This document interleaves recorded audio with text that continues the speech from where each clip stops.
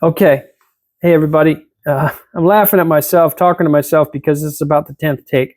And I tend to ramble. And I just want to do a relatively quick update on some of the CAD work I've been doing, show you a couple of details, and then, just try to keep you informed as we're going along. And I don't want to put up bad posts or anything, or just not relevant and interesting information. But I do. My goal is to start posting every day, so I kind of need to get things a quicker format and speed it up a little bit. So, and also I noticed I need to try to keep my camera a little more steady. So I'll try to do that because I hope I'm not making everybody seasick by moving this stuff around. Anyway, just a couple of the brackets that get you the idea of what I'm doing in terms of. Trying to steer with my right hand, which I don't do. So if you look at it, this plate will bolt to the tower, and these two are obviously slotted into the this one here is slotted into that plate, and then this one goes all the way back and is bolted to it.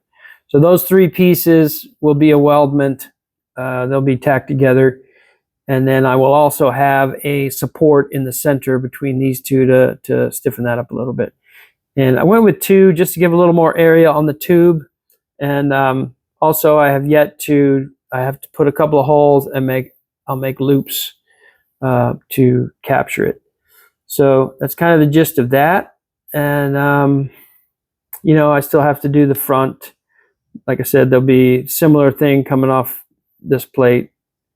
For the front of the roof bar. Next is I finished these base units here, and I'll switch over to the other. I got it up on the screen so you can see what I'm doing there. I got the horizontal piece in there, and I did a little cheat, which I'll show you, because obviously that's not going to work to go over the cross member, right? So these two plates are the same, and I did that just to keep the part numbers down. And so what I'll do is put it in place and then tack it, and then I'll trim it. I'll just cut these sections out so it'll fit onto the cross member. And there's not that much waste. I mean, there's a little bit of waste, but heck, by the time you try to do 3 part numbers, it would probably add to the cost if I, to the laser cutter to do that. So anyway, everything's all good. I had to update the thickness. I was a little bit too thick, and I'm really trying to keep my slots and tabs tight. They're not tight, but there's a 10 thou difference between like usually the slot is 10 thousandths wider than the 10 thousandths taller than the tab. And if it's a full slot, it'll be 10 thousandths wider than the thickness of the material. So I got all that sorted, so we're ready to go. I just got to finish the 2D drawings and get all the DXF files organized. And so that's kind of it on the CAD. And but another thing I want to talk about real quick is this. You'll notice that this is a new addition up here. This is a Build Pro Max slotless. I'm sorry, Build Pro Max slotted, not slotless. I was like, why does it say slotless when it's got slots? Anyway, silly. So it's a 4 by 3 foot, and it's going to be used to fixture the front subframe and all the front lower control arm mounting and other things, steering box. There's a whole bunch of stuff, a lot of details up there. So I've just decided that that's the best way to go. The Build Pro Max tables have these plates are 5/8, which I like because they're Build Pro 5/8 tables. These are only 470, 12 millimeter, which I've found they're a little bit, they're within spec. Their spec is 5 thousandths over 24 inches. Like if you put a flat bar, that's 24 inches long, you should not be able to slide a feeler gauge a 5 thousandths feeler gauge underneath anywhere along that 24 inches, whether it's going up and down or lengthwise or across. That's their tolerance. And I just think that the 5/8 plates will be better. And I think these are a little cheaper because obviously there's less plates. They're spread out a little further. So what I'll do is make an attachment for to pick up on this cross member, so I keep the spacing correct. And the spacing is important because I'll show you here. Let me turn on the front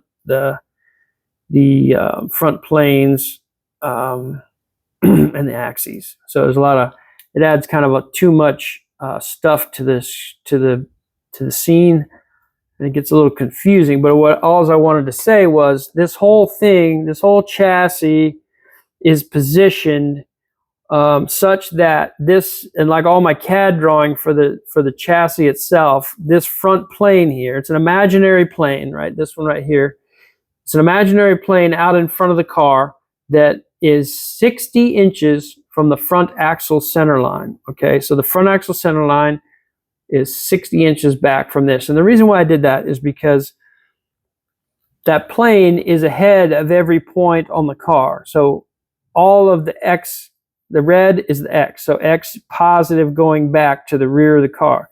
So if I have this plane out in front, then everything is positive. I don't have to worry about, like, if I used my front axle, then anything forward it would have a negative X value in terms of its coordinate, like a position of something. So I didn't want that. So you can see, I think it's the 4th plate. We'll do a quick measurement just to show you. So 1, 2, 3, 4. And I just chose the center of these holes just because, I don't know, I could have picked the edge or something, but I wanted something that was, you know, tangible to say, okay, the first row of that 4th plate, the center of those holes is the front axle center line. So that helps me in my CAD to it's just a good reference point. I mean, like I said, I could have used anything. I could have used this front edge of the plate. I could have used anything. Anyway, that's kind of why how it'll be positioned, and I will fixture it, make some bracketry that picks up on one or both of these cross members, and then bolts to the back here, and then we'll have legs. I have to make the legs because it's a lot lower than what their normal tables are.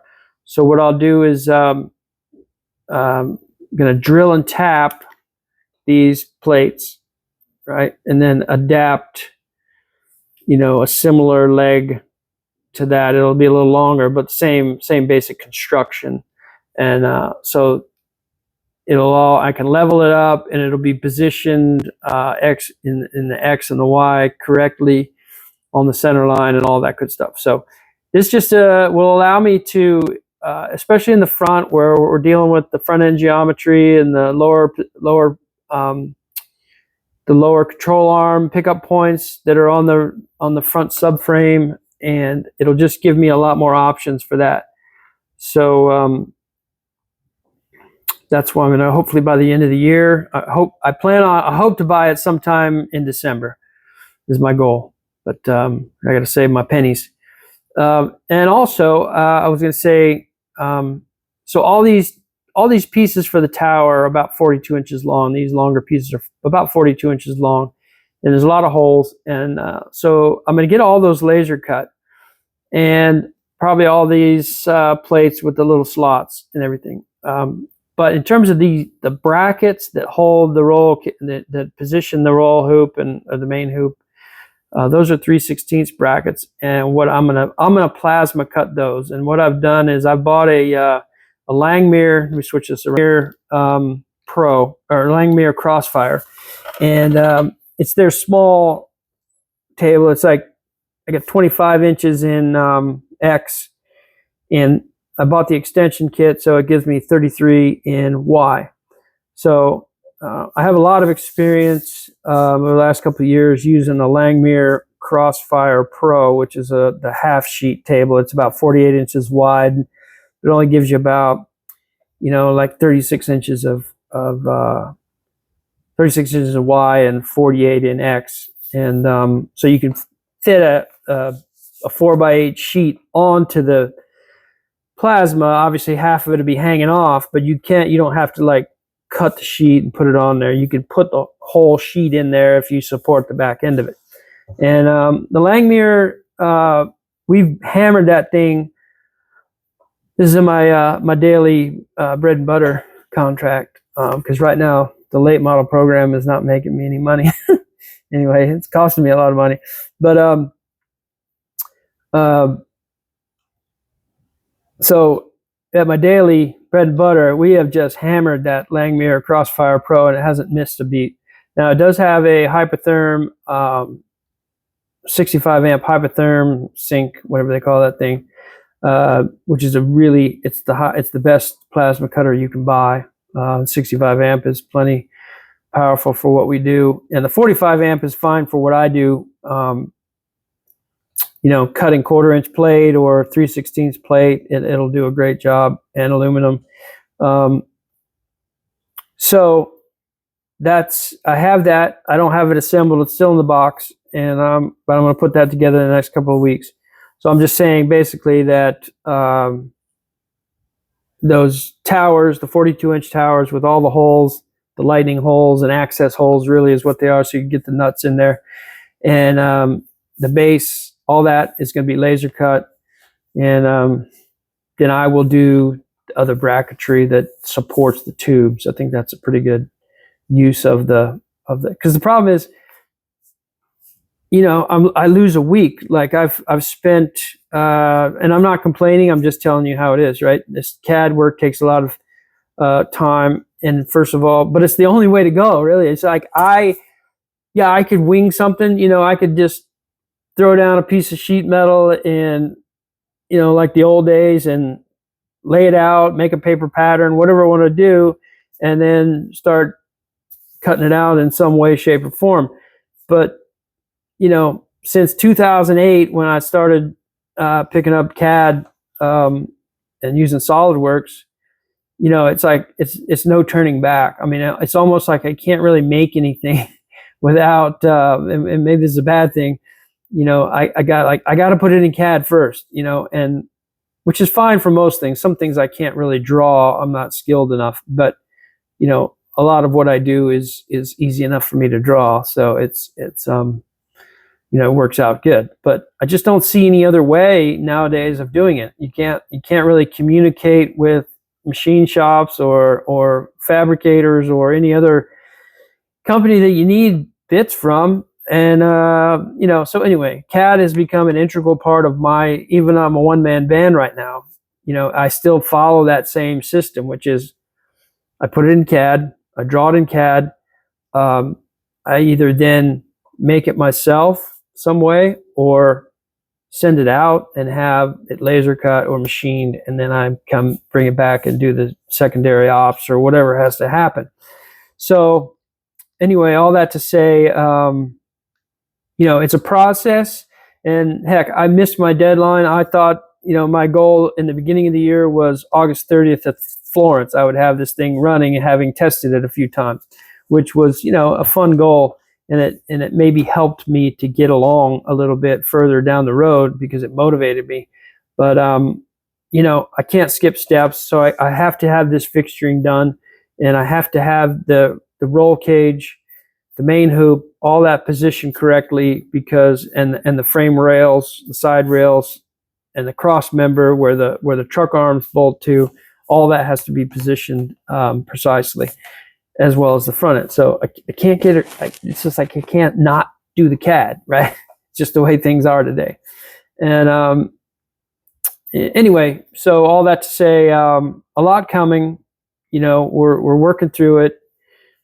The goal now is early spring, first Cars Tour race, which is in early March, which is still a big push. But anyway, all that to say, I'm going to try to post every day. So I've seen people like, oh, I posted 100 days in a row. Okay, that's my goal. Posting something little, short, shorter than this, every day for a minimum of 100 days. Obviously, after 100 days, it's pretty much become a habit. So it'll probably continue on, but that's my goal now. And the goal is to not only share this with people, but it's an integral part of the business, right? You don't, there is no other form of advertising nowadays. I mean, not in all practical sense for us people, right? Or for us, I'm not going to advertise on TV, right? So, and how do I attract attention to this program? Not only for, fan interest or interest of people, sharing it with people, and it's not to get a following just to make me feel better. There's a purpose for it. Not only, I want to share my story and share what I understand and know, and hopefully you guys will pick some stuff up, or it'll be interesting to you or whatever. And, but also the exposure or the following is important, because the numbers are important, right? It's like, the pastors are like, I don't care about how many people I have in my church, but they really do, obviously, maybe to an extent anyway. Obviously they're supposed to be preaching the word, but what I'm saying is like, yeah, the numbers are important to the business side of things, right? But the numbers are not important in the sense of, I got to have numbers for my, own self-worth or ego or whatever you want to say. I want this to be a successful program. And part of that is me understanding and learning how to share this with, the audience, you guys, make it interesting, make you guys want to be a part of it. And either from the standpoint of learning about late model stock cars, or my business, or fabricating, or machining, or whatever I know, or just an interest story to you, or just the trying to watch somebody go from nothing to having a business established in a shop of his own. That might be interesting. So hopefully that will happen soon. Watch the business grow, watch him fumble, watch him stumble, watch him make a fool of himself, anyway, all those things. So my goal is post every day for 100 days, starting now, October 9th. And getting late, but I appreciate y'all, and you'll see another post tomorrow. Thanks, bye.